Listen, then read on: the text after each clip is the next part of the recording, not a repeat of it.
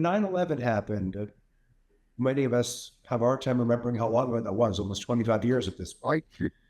The economy froze for about a week. And of course, the stock market fell apart and, things fell apart and so forth. But the economy quickly rebounded because the ramp up of all the military operations increased all kinds of industrial production. And then there was an additional surge of all new technology companies coming in with cybersecurity technologies and things of that nature. So while nobody doesn't want a terrorist attack more than me, nobody does want more than me, usually the implications are short-lived. It just depends upon how widespread. Obviously, it was New York and Washington back then. This could be anywhere in the world, of course. I don't think anyone on this Zoom call is naive enough to think that one of those predictions you have, whether it be a hurricane or whether it be terrorism, or whether it be wealthy groups from New York moving over to the west coast of Florida, never to the west coast of the U.S. probably, one of those things will happen, or multiple. But I think, hopefully, that the next generation of surge comes from any one of those events, except for the migration to Tampa. Because even with a hurricane, typically when we have a hurricane like Wilma, it really impacted South Florida. Insurance rates went bananas. People had destruction of their homes, but the state stepped in and reinsured all the losses that had to be reinsured. And of course, when we go back all the way to Andrew in the early 90s, all those Miami-Dade folks moved up to Broward. So there was a real devastating loss to Miami-Dade, but Broward really benefited from Hurricane Andrew. So maybe I'm a glass half full kind of guy. There's no doubt that shit's going to happen, but I try to look at, what we can learn from it and what kind of positive may ultimately result because of it. I don't hope for any of those things. I don't want these things to happen. I hope they never, never, ever happen, but hopefully none of them have long impacting implications like the mortgage collapse of 2006. That was a long, painful 6, 7, 8 year haul because it affected the entire country. Most of the other things we're talking about, hurricanes, terrorism, wealthy people picking a geographical area to migrate to, usually those are localized incidences. Very few of them affect everything. And the mortgage collapse is probably my biggest concern. Not that we're going to have a mortgage collapse, but can we have, using Marshall's term, black swan event that impacts the entire U.S. economy? We've got the federal government pushing green, and they shut down all the oil reserves. They shut down all the pipelines. They're passing all these sanctions on various appliances and whatnot. Those kind of things, I think, have more widespread implications that affect the entire country that will have a longer time to recover from, as opposed to localized impacts. I also remind my agents all the time that they're not Boca Raton realtors, and they're not even South Florida realtors. And if that means they have to sell in Orlando, if they have to sell in Tampa, if they sell in Jacksonville, then so be it. And for the amount of money we make, which is a lot, every time we sell a house, get your ass in the car and go drive there, do the deal. And don't sit around waiting and saying, I specialize in East Boca and I would never drive west of I-95. When you get that hyper specific in your business, you're in serious trouble. The Porsche, the Ferrari, the Lamborghini dealers really suffered from 2006 to 11. Toyota, Honda, they didn't suffer because they catered to the masses. So we always have to remember, we have to cater to the masses and not tie our hands to just one product or one type of customer or one price point to keep ourselves nimble. The 265,000 realtors that exist in Florida today, I anticipate that at least a third of them will be gone within 12 to 24 months, which is great. Less competition for those of us that are in this room. I'm looking at a Zoom call, right? Between Marshall's company and my company, we've got 1,500 people. So about 7% of all the people who work for Marshall and I decided to participate today. Get rid of the rest of them. Clear them out. They will not be producing as the economy changes, as the market changes, as interest rates change. And we're going to be the ones left standing because we're constantly learning, constantly adapting, and trying to be proactive instead of reactive. Totally agree with you, Ben. Totally. It's always been kind of a standard to me that 20% of the realtors make 80% of the sales. The vast majority of realtors do 3 or 4 sales a year and don't last long. It's the hard workers, the ones who are willing to take the extra steps to educate themselves, to expand their knowledge and expand their business, that are going to be successful. And they can be very successful. Even in down markets, there are realtors that are very successful. So it just depends on how much are you willing to give to it. Are you because you've been making money in the last 3 or 4 years, do you really think that you're a good realtor? Truth is, you've really been riding the crest of the wave. You haven't had to do near as much as what people have had to do in the past. So there's many realtors that still made $200,000, $300,000, $500,000, $1 million in down markets because they worked. They worked hard. They expanded their networks. They educated themselves. And I want to give credit to everyone that is tuned in today for taking the extra step and investing your time and listening to me. And I hope there's been a few nuggets in there that you'll be able to apply in the future. But you're the ones that are going to be successful because you're going the extra distance. You're trying to be as professional as possible and not just ride a gravy train that anybody can during times like these. And as you know, there's many realtors you've probably done business with that you thought they don't know what the hell they're doing, or they shouldn't be a realtor. They're just causing problems. And it's because they haven't educated themselves. They just wanted to take advantage of the good times. If you're a realtor, a real serious professional realtor, you understand the market changes and you have to adapt to it. But if you work hard and you network and you educate yourself, you will be successful and you will enjoy a good living, probably much better than you can in most any other industry. Amen. So, Jack, let's jump over to the chat log. We've got some questions that have popped up. And if there's any questions that you're not familiar with the information, I can also assist you. First question from Gia is, what about lenders like the VA that do not allow buyers to get paid commissions at closing? How is that going to work, in your opinion? Well, that's a really good question. That's going to have to be addressed now with the changes, the legal changes that are going on in the marketplace as well. Maybe with VA loans, that's a separate circumstance altogether that will have to be addressed. Maybe that will have to be a seller paying the commission on those in particular. That, quite honestly, I can't answer for you because I think that's something that's in evolution. We're coming on some things that have changing the status quo that have never happened before. And so I think there's going to be some innovation in the marketplace to deal with this. But with VA, I think the Veterans Administration is going to have to look at the changes going on in the marketplace and say, well, maybe we will subsidize a payment to the buyer's representative on behalf of the veteran. But I think that's all yet to be decided.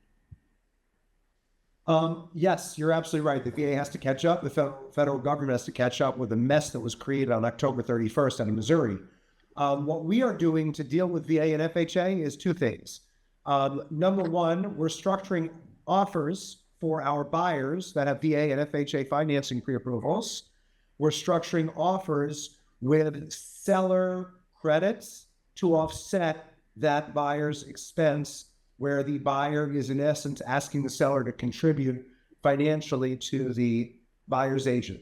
So we're structuring the transaction from that standpoint. Luckily, most of the MLS listings have not yet changed from a 2% or 3% payout to a 0% payout.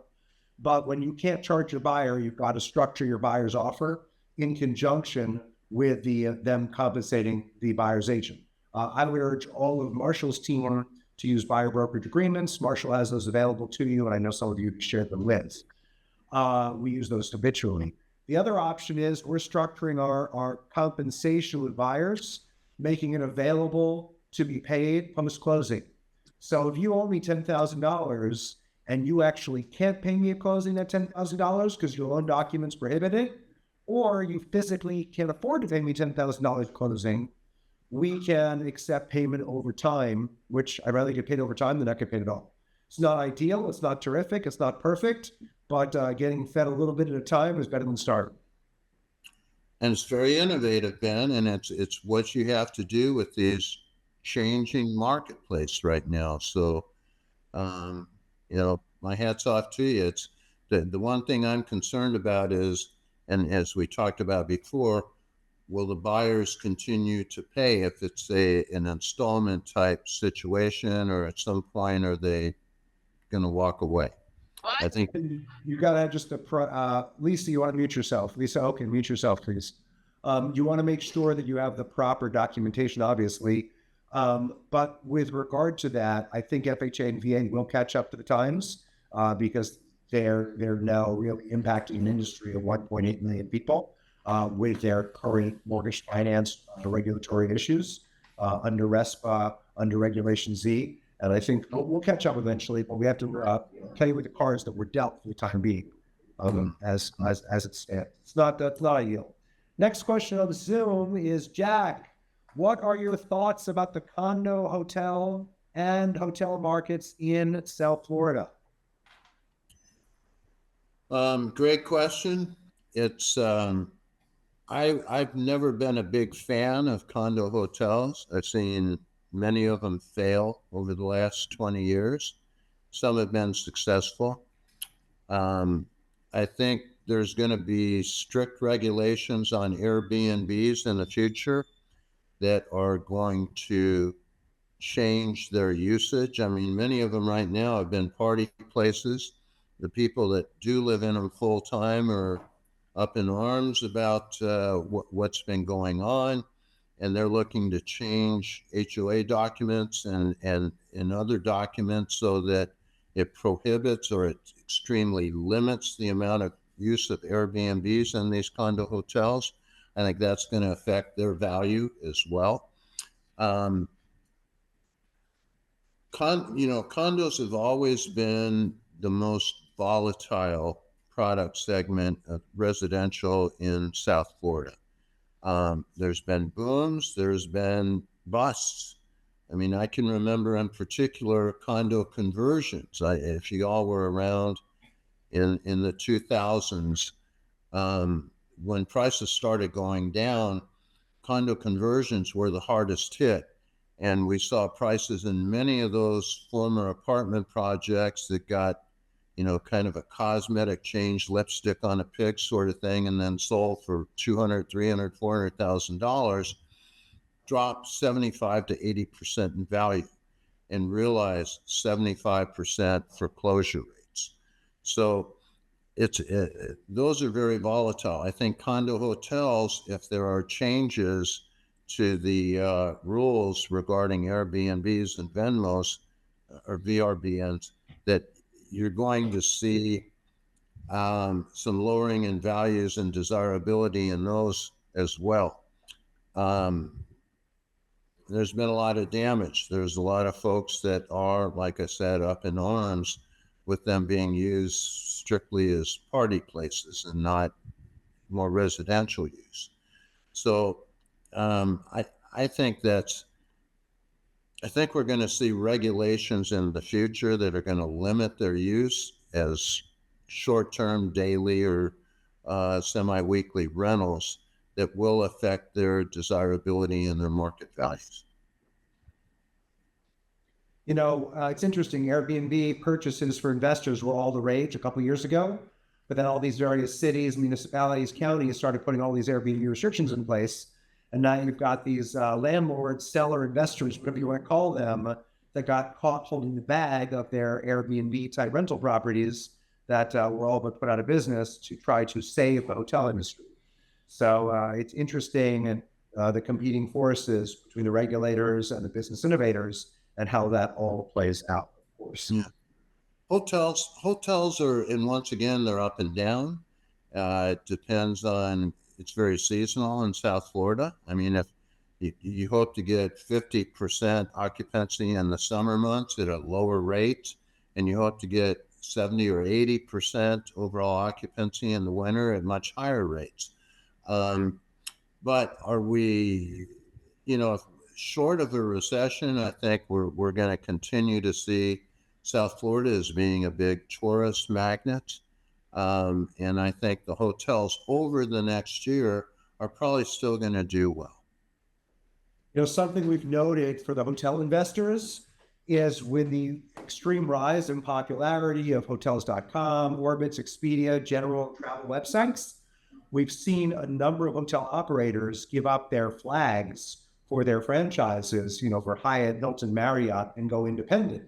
Because, of course, the biggest benefit of being part of those franchises, those flags, of course, were the reservation systems. And as the internet has become, obviously, the place to do business when it comes to travel and tourism, probably all other e-commerce, a lot of them haven't seen the value any longer in paying for those big hotel names and giving up such a large swath of their income when they can pay a hell of a lot less and use the online resellers of hotel rooms. Good point. Jack, your thoughts on agents in northern Florida or the West Coast? Do you anticipate or expect South Floridians to leave South Florida and head to northern Florida or West Florida the way you expect more New Yorkers to move to Tampa? I think both. I think we're already seeing South Floridians that are leaving the marketplace in South Florida and moving over to the West Coast. And, and particularly north of Tampa, things tend to get much more affordable. I mean, there's certain areas like Destin that are still higher priced, but you've got a number of markets over there where you get much more value for the dollar. I think that Tampa used to be kind of a sleepy second city in a way that now is become very desirable to Northeasterners. It used to be everybody came down from the Midwest down 75 to the West Coast and from the East Coast down 95 to Southeast Florida. That's all changing now. And with the level of unaffordability in South Florida, and most people, we've got a high number of senior citizens. We've got a high number of people on fixed incomes. They can no longer afford the lifestyle that they enjoyed before.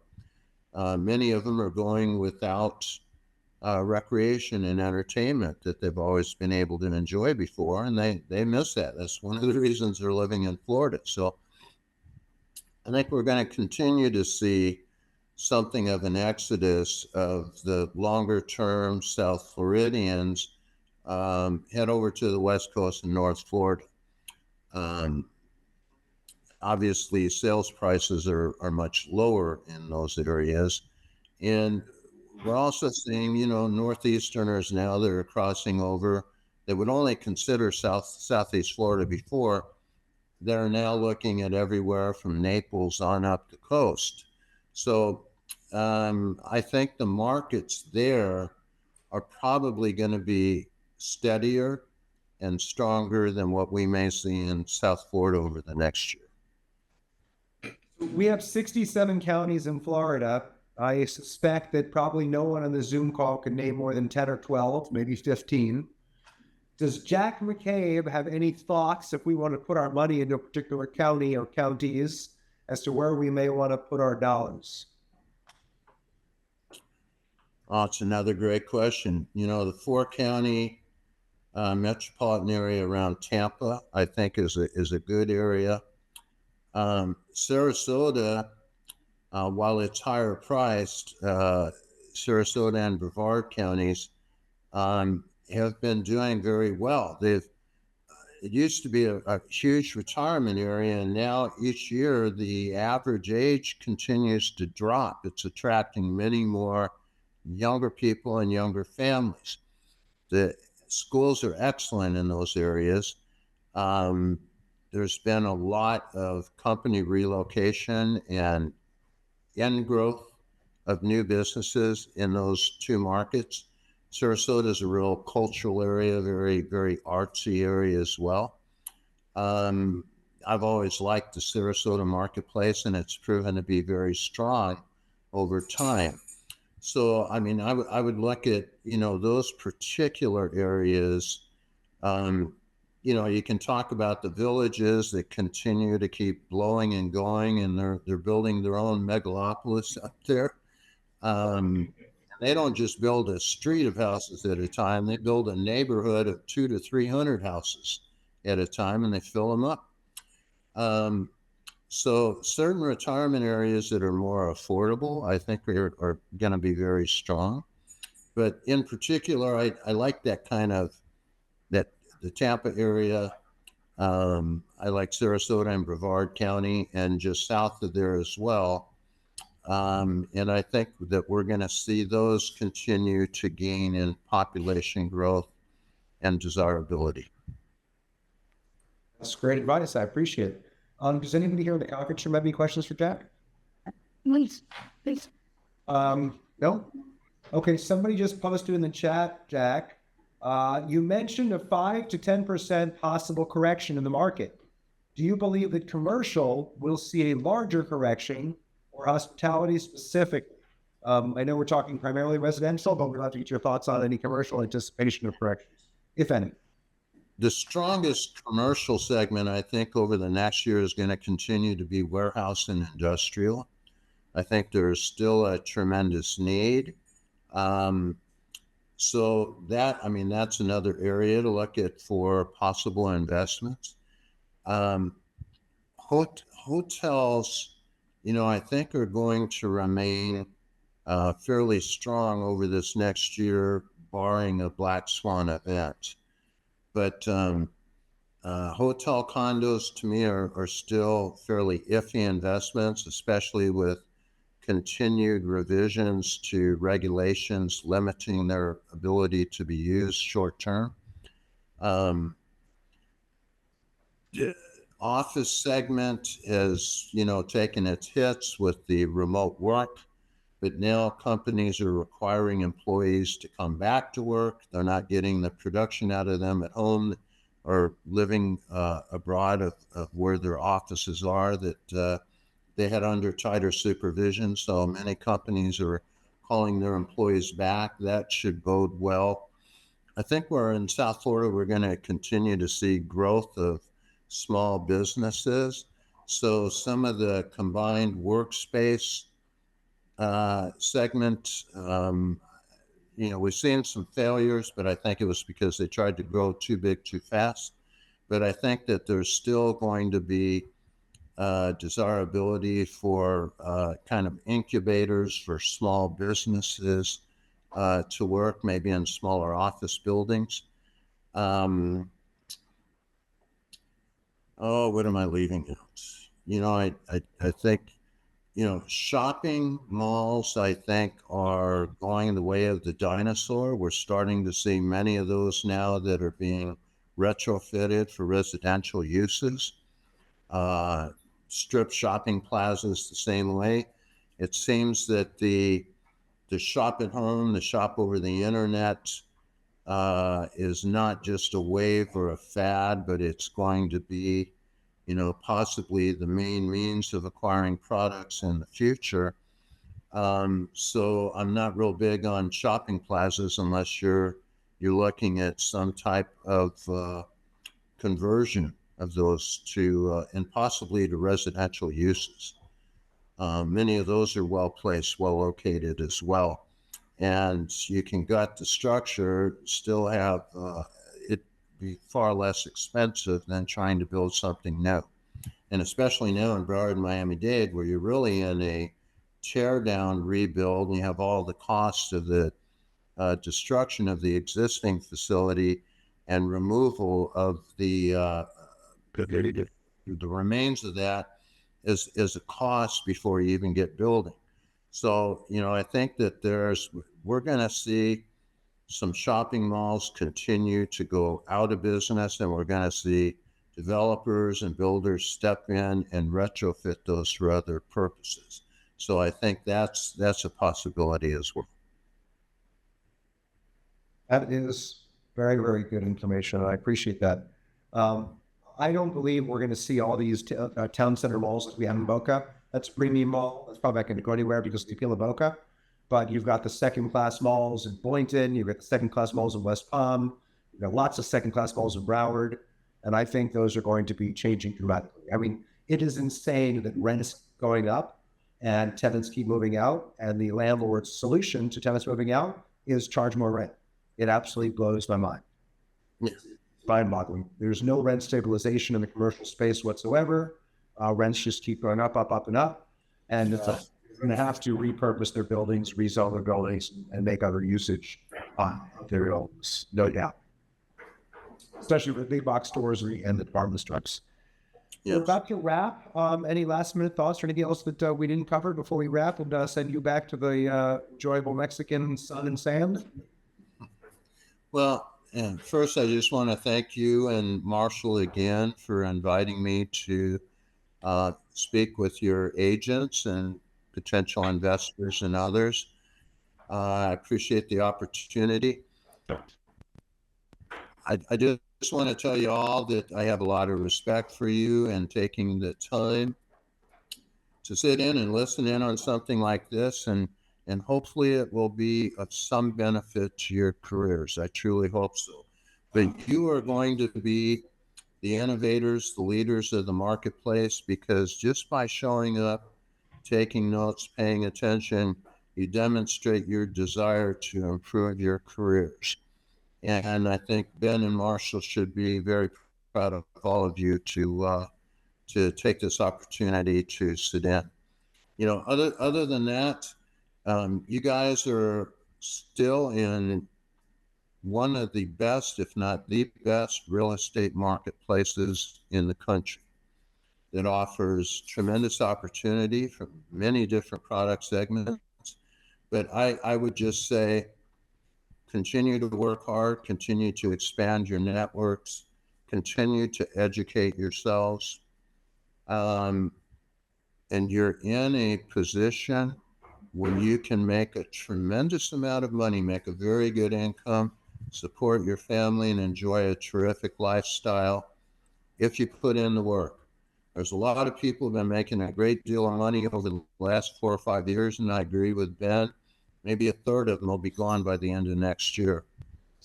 And they'll be looking for other lower income type positions to work. So thank you again, Ben and Marshall. I appreciate it. And hopefully next year we'll be back together again. Jack, thank you so much. Your 50 plus years of economic and real estate research has really benefited this group. We are tremendously appreciative. I know I speak for Marshall and myself and the thousands of agents we represent to express our gratitude. We'll definitely book you again for next year. Enjoy Mexico. Be well. We recorded today, and we'll share this with the agent that couldn't attend because we think it's so important. The feedback you're getting in Zoom right now is tremendous. I'm seeing everybody write thank you notes and how appreciative and how grateful they are for the information. So best of luck. Be well, and we'll see you next time you visit South Florida. Okay. Gracias, amigo. Adios. Adios. You hit that red button to simply. Thank you. Bye, everybody on Zoom. Bye, everybody on Zoom.